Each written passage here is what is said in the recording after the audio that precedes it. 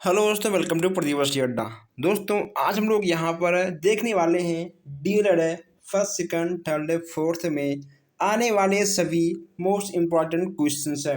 आज हम लोग यहाँ पर ध्वनि के अंतर्गत स्वर, अनुस्वार, विसर्ग, व्यंजन संबंधित और अन्य क्वेश्चंस को हम लोग यहाँ पर देखने वाले हैं।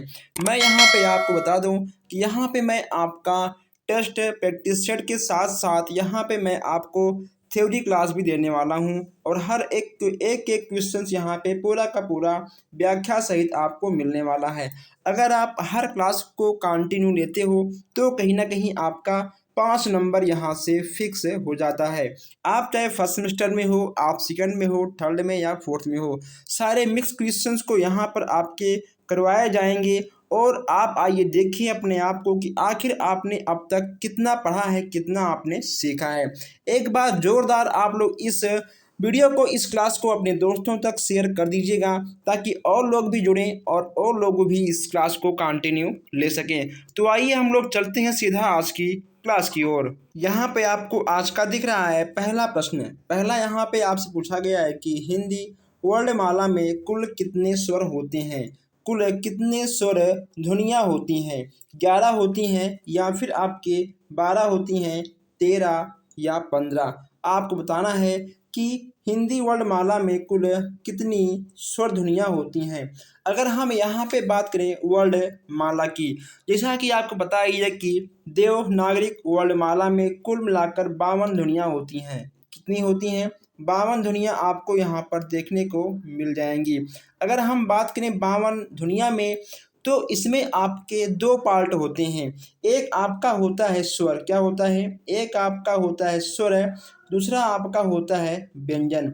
अब सबसे बड़ी बात यहाँ पे ये है कि अगर आपको स्वर और व्यंजन अलग अलग पता होगा तो आप इस क्वेश्चंस को टिक करके आगे बढ़ जाएंगे। अगर हम बात करें व्यंजन की, तो व्यंजन आपके 41 होते हैं। कितने होते हैं?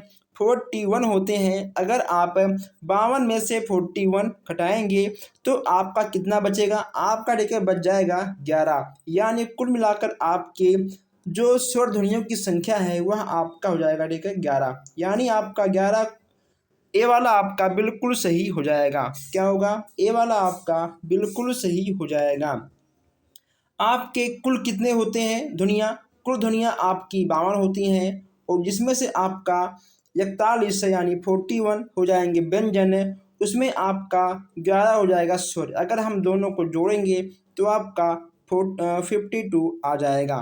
ओके दोस्तों, 52 आपका आ जाएगा। चलिए आगे बढ़ते हैं। यहाँ पे आज आपको बहुत ही अच्छे अच्छे प्रश्न मिलने वाले हैं। देखिए दोस्तों, कभी कभी आपसे पूछ लेगा कि संयुक्त व्यंजन के बारे में, ठीक है। चलिए हम इन चीज़ों के बारे में पहले ही बात कर लेता हूँ ताकि आगे वाले क्वेश्चन में जो आपके और आगे क्वेश्चन आएंगे इसमें आपको कोई भी समस्या ना हो। अगर हम यहाँ बात कर लें संयुक्त व्यंजन, ठीक है, अगर हम यहाँ पे संयुक्त व्यंजन की बात करते हैं तो संयुक्त व्यंजन में आपका क्या होता है, जरा देखिए आप लोग, ठीक है। ये आपके होते हैं 4 प्रकार के। कौन कौन से होते हैं? आपके हो जाएंगे छत, त्रिक और ठीक है ज्ञा। छत, त्रिक, ज्ञा और एक आपका ठीक है आएगा सरा। ठीक है दोस्तों, छत, त्रिक, ज्ञा और आपका एक सरा आ जाएगा।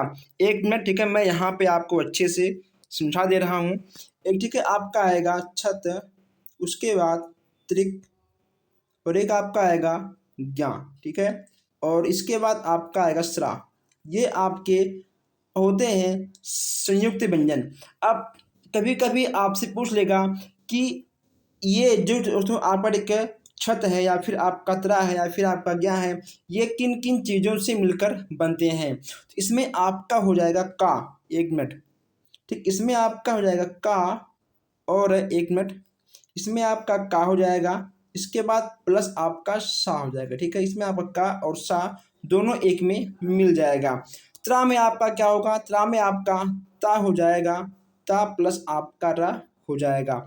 इसके साथ साथ यहाँ पे आपका जो ज्ञा है, ज्ञा में आपका होगा जा, ठीक है, जा प्लस आपका त्रा हो जाएगा, ठीक है। इसमें आपका जा और त्रा हो जाएगा। नेक्स्ट यहाँ पे आपका जो सा है, इसमें आपका बड़ा सा रहेगा, ठीक है, आप आएगा हलंत है। इसके बाद एक मिनट, ठीक, इसमें आपका हो जाएगा सा और प्लस रा। ठीक है, देखिए यहाँ पे आपको स्क्रीन पर दिख रहा होगा। ठीक है दोस्तों, तो ऐसे आपके आज हो जाएंगे संयुक्त व्यंजन। चलिए देखते हैं आगे क्वेश्चन से।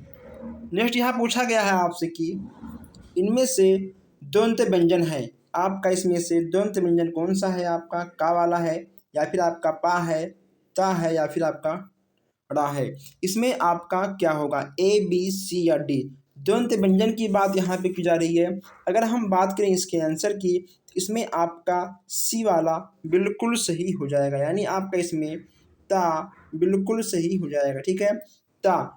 देखिए दोस्तों, आप ठीक है हर एक एक चीज़ों को अगर बोल कर टिक करेंगे तभी कहीं ना कहीं आपका सही हो जाएगा। ठीक है, इसमें आपका सी वाला बिल्कुल सही हो जाएगा।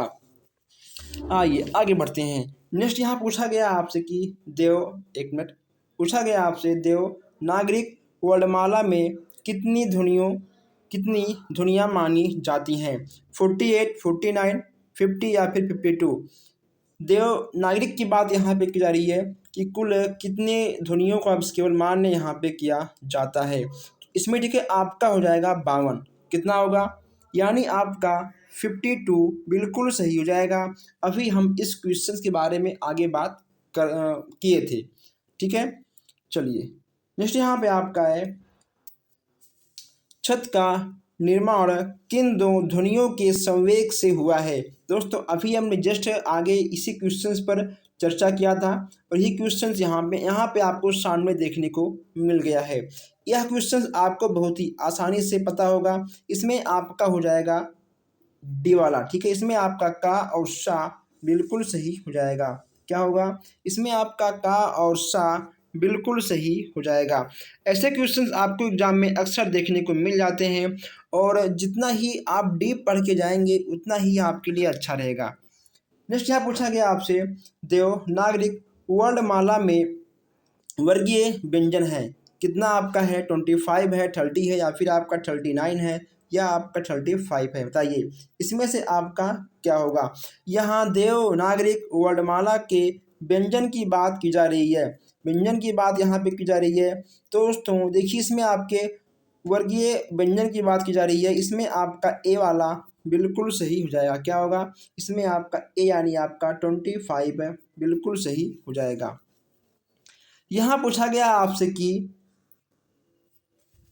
छत किस प्रकार का व्यंजन है? यह आपका मूल व्यंजन है, अंतस्थ व्यंजन है, या फिर आपका संयुक्त व्यंजन है, या इनमें से कोई नहीं? दोस्तों ऐसे क्वेश्चंस आपके घुमा घुमा के आते हैं, इसलिए क्वेश्चंस को बहुत ही ध्यान से, बहुत ही डीपली पढ़कर आप लोग एग्जाम में जाइए, ताकि आपका एक भी क्वेश्चंस गलत ना हो। अभी हमने इस पर बात किया था, यह आपका हो जाएगा संयुक्त व्यंजन। सबसे अच्छा क्वेश्चन देखिए यहाँ पर आपका है, कौन सी ध्वनियाँ स्वर नहीं है? कौन सी ऐसी ध्वनि है जो आपका स्वर के अंतर्गत नहीं आएगा? बहुत ही अच्छा प्रश्न यहाँ से पूछा गया है आपसे। अगर हम बात करें कि आखिर स्वर के अंतर्गत आपका क्या आएगा, तो दोस्तों स्वर के अंतर्गत आपका ठीक है आएगा छोटा और बड़ा। ठीक है, छोटा, बड़ा, छोटी, इसके बाद आपका बड़ी, और यहाँ पे आपका आएगा छोटा ऊ, ठीक है, बड़ा ऊ। जैसे यहाँ पे आपका है री, री भी आपका आएगा। उसके बाद आपका आएगा ए के बाद आए। ठीक, ये चीज़ें आपके आएंगी, आए, और उसके बाद ओ, और ठीक है आओ। ऐसा कुछ आपको यहाँ पर देखने को मिल जाता है। तो अब आप ये देखना है कि ये सब आपके स्वर के अंतर्गत आएंगी। किसके अंतर्गत आएंगी? ये सब आपके स्वर के अंतर्गत आएंगी। ये कुल मिलाकर आपके स्वर कितने होते हैं? स्वर ठीक है आपके होते हैं 11। तो यही चीज़ यहाँ पे आपको बताना है, इनमें से कौन सा आपका स्वर के अंतर्गत नहीं आएगा। इसमें से आपका स्वर के अंतर्गत कौन सा नहीं आएगा? इसमें ठीक है आपका हो जाएगा दोस्तों सी। क्या होगा? सी आपका बिल्कुल सही हो जाएगा। ठीक है, सी आपका बिल्कुल सही आ जाएगा। अंग, अंग और आह, यह आपका एक प्रकार का अनुस्वार है। क्या है? यह आपका व्यंजन ध्वनियों में आता है। ठीक है, यह आपका व्यंजन ध्वनियों में आता है और इसे अनुस्वार स्वर भी कहते हैं। ठीक है, अनुस्वार और विसर्ग का नाम आपने सुना होगा। ठीक है, यह आपका आएगा अनुस्वार के अंतर्गत। विसर्ग की बात करें, ठीक है, तो यह आपका विसर्ग के अंतर्गत आएगा, अनुस्वार और विसर्ग।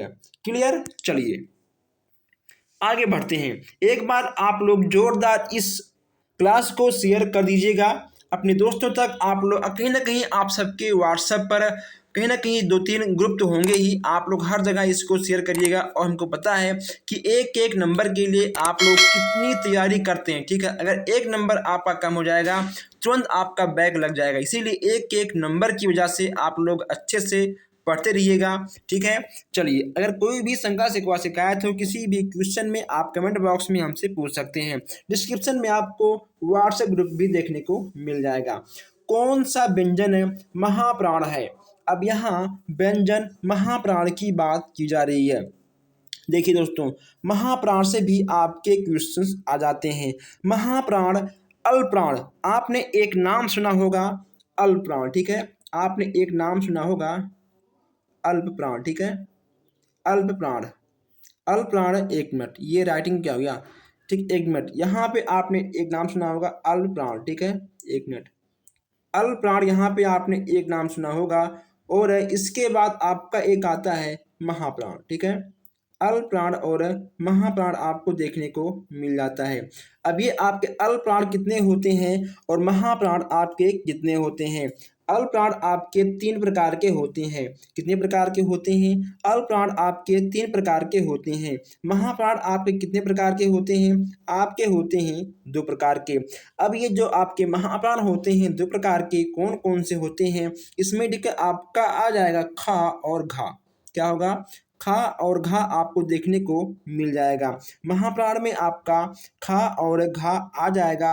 अल्प प्राण में आपका का और गा, ठीक, और अंगा, ये आपके 3 हो जाएंगे। अल्प प्राण में आपका का, गा और अंगा हो जाएगा, लेकिन महाप्राण में आपका खा और घा हो जाएगा। यहाँ पे आपसे क्या पूछा गया है कि इनमें से कौन सा महाप्राण है? तो महाप्राण अभी हमने आपसे क्या कहा था? खा और घा। ठीक है, इसमें आपका खा तो है नहीं, इसमें आपका क्या है? इसमें तो आपका ठीक घा है, यानी आपका घा वाला बिल्कुल सही हो जाएगा। ठीक, क्लियर? अगर किसी भी क्वेश्चन में आपको डाउट हो आप हमसे कमेंट बॉक्स में या फिर आप हमसे व्हाट्सएप पर पूछ सकते हो। चलिए आगे बढ़ते हैं। नेक्स्ट यहाँ पूछा गया है आपसे कि इनमें से अनुनासिक ध्वनियाँ, अनुनासिक ध्वनि किस शब्द में है? अब यहाँ पूछा गया है आपसे अनुनासिक। ठीक है, अभी हमने आपको आगे बताया था अनुनासिक ध्वनियाँ कौन कौन सी होती हैं। ओके दोस्तों, ये चीज़ें यहाँ पर आपको देखने को मिल जाती हैं। अनुनासिक ध्वनियों की बात करें, इसमें आपका क्या आएगा? देखिए एक मिनट, इसमें आपका क्या आएगा इसको भी आप लोग नोट करते हुए आगे बढ़ते रहिएगा।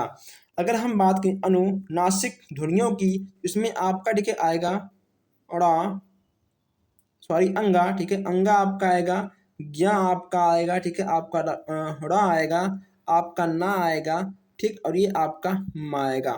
कितनी होती हैं? ठीक है, 5 होती हैं। ये आपके 5 प्रकार की ध्वनियाँ होती हैं। पूछेगा आपसे एग्जाम में कि अनुनासिक ध्वनियाँ कितनी प्रकार की होती हैं, आपको बताना है कि अनुनासिक ध्वनियाँ 5 प्रकार की होती हैं। कितनी प्रकार की होती हैं? 5 प्रकार की होती हैं। अगर हम बात करें आंसर की, इसमें ठीक है आपका आ जाएगा अंधेरा। क्या होगा? इसमें आपका अंधेरा यानी आपका ए वाला बिल्कुल सही हो जाएगा। ठीक है, इसमें आपका अंधेरा बिल्कुल सही हो जाएगा। नेक्स्ट यहाँ पे आपका है कि शुद्ध वर्तनी वाला शब्द कौन सा है? शुद्ध वर्तनी से एक क्वेश्चन आपके एग्जाम में आ ही जाते हैं। यह तो आपका बहुत ही सिंपल क्वेश्चन है। ठीक है, इसमें आपको बताना है वे।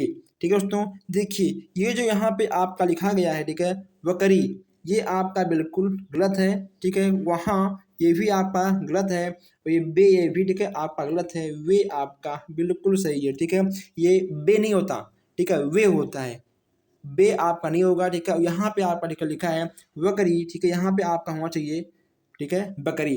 तो आपका वे बिल्कुल सही है। एक मिनट, आपका वे बिल्कुल सही है। चलिए आगे बढ़ते हैं। नेक्स्ट यहाँ पूछा गया है आपसे कि इनमें से घोष व्यंजन नहीं है। घोष, अब ये आपका घोष क्या है, ठीक है, आप लोग जान लीजिए। आपका घोष और अघोष दो प्रकार का होता है। क्या होता है? एक आपका हो गया घोष, ठीक है, एक आपका हो गया घोष, और एक आपका आता है अघोष। घोष और अघोष से भी क्वेश्चन आपके एग्जाम में बन जाते हैं। अब ये आपका घोष और अघोष क्या होता है? घोष कितने प्रकार के होते हैं पहले आप ये जान लो, ठीक है। घोष आपके तीन प्रकार के होते हैं। कितने प्रकार के होते हैं? घोष आपके होंगे तीन प्रकार के, और अघोष आपके होंगे दो प्रकार के, ठीक है। अब घोष के अंतर्गत आपका क्या क्या आएगा? घोष के अंतर्गत आपका आएगा गा, घा और अंगा, ठीक है। गा, घा, अंगा ये आपके घोष के अंतर्गत आएगा। और जो आपका अघोष है, अघोष के अंतर्गत आपका का आ जाएगा और आपका खा आ जाएगा, ठीक है। अघोष आपके का और खा में आ जाएंगे, दो प्रकार के होते हैं। अघोष आपके तीन प्रकार के होते हैं, गा, घा और अंगा, ये आपके तीन प्रकार के हो जाते हैं। आप इसको एक बार नोट कर लीजिएगा। आपसे यहाँ क्या पूछा गया है कि इनमें से घोष व्यंजन नहीं है। घोष व्यंजन नहीं है। अब घोष आपका क्या होता है? घोष आपका होता है गा और घा, ठीक, और अंगा। अब आपको देखना है, इसमें आपका गा भी है, घा भी है, ठीक है। इसमें आपका ठीक है बा और का, ठीक है। इसमें आपका बा और का घोष के अंतर्गत नहीं आएगा। इसमें आपका बा और का घोष के अंतर्गत नहीं आएगा। इसमें कहीं ना कहीं दोस्तों ठीक है आपका का वाला हो जाएगा, ठीक है। क्योंकि बा ठीक है आपका बहुत दूर है, लेकिन का कहीं ना कहीं आपके बहुत नज़दीक है, ठीक है। ये देखिए, अगर हम का लिखें यहाँ पर, ठीक, का, खा, गा, घा, ठीक, अंगा, ये यहाँ पे ठीक है आपका हो गया, ठीक। ये चीज़ यहाँ पे आपका हो गया। अगर हम यहाँ पर घोष अघोष की बात करें तो ये आपका क्या होगा? ठीक है, ये आपका घोष हो जाएगा का, ठीक, और खा आपका घोष हो जाएगा।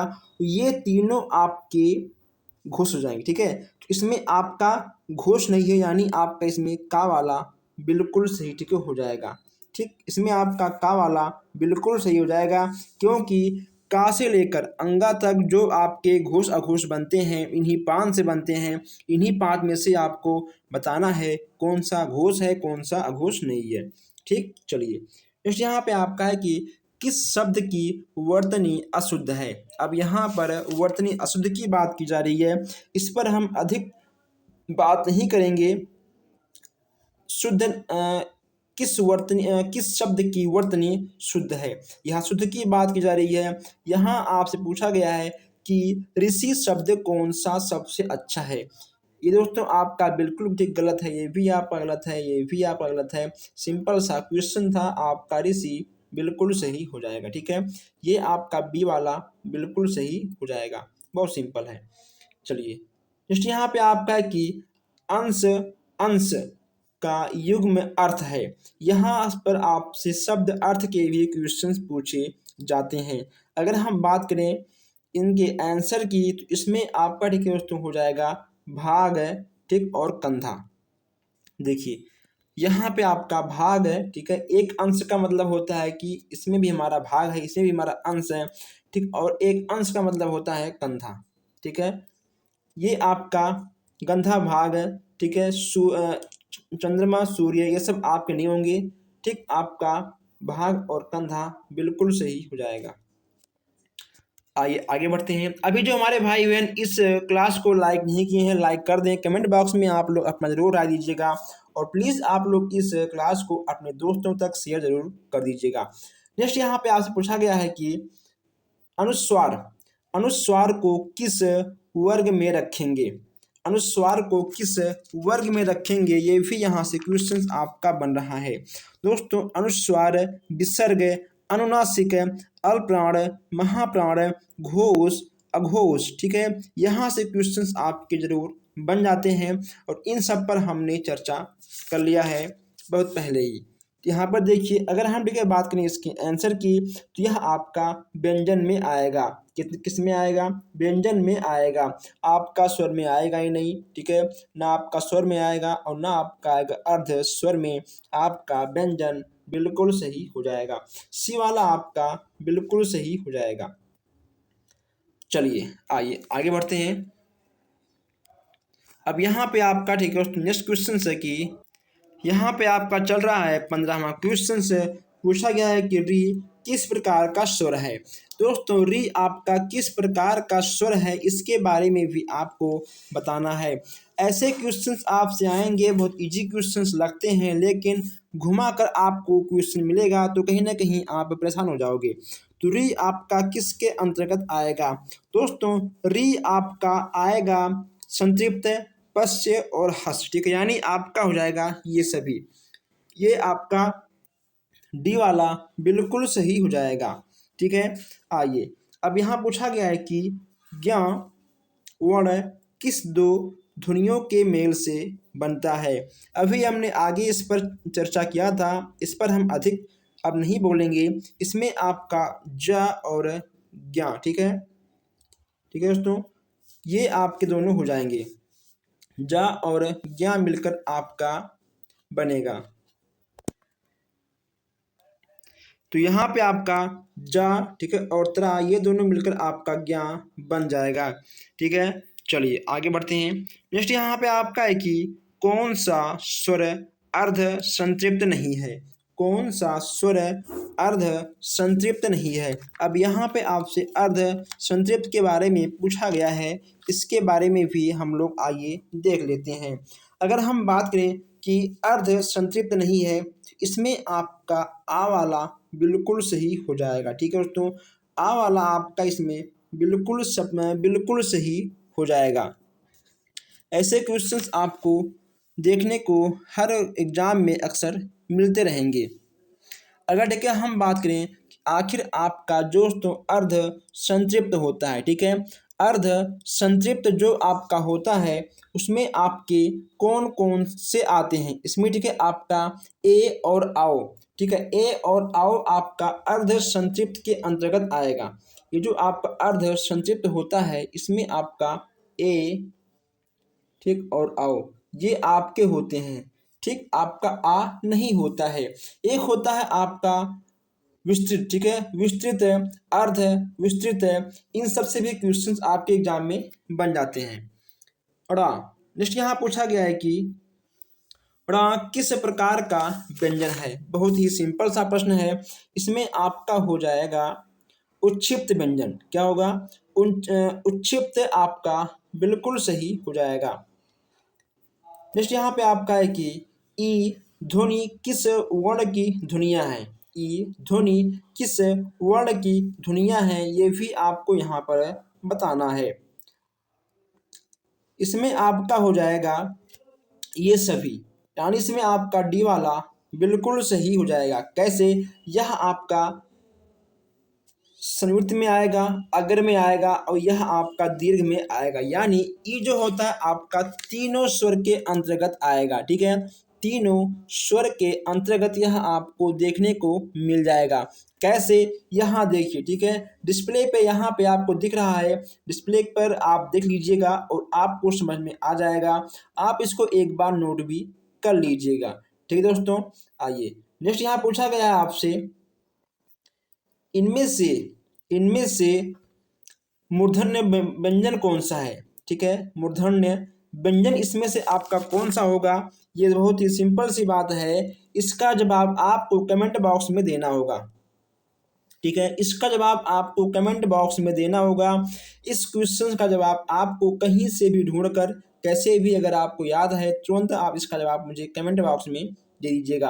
और प्लीज़ दोस्तों आप लोग इस क्लास को अधिक से अधिक अपने दोस्तों तक शेयर करिए। और अभी आपको यहाँ पर बहुत ही ज़बरदस्त क्लास मिलने वाला है, अभी तो केवल स्टार्ट हुआ है, अभी पूरी फिल्म बाकी है। तो मिलते हैं हम आपसे बहुत जल्द ही इस क्लास में। धन्यवाद।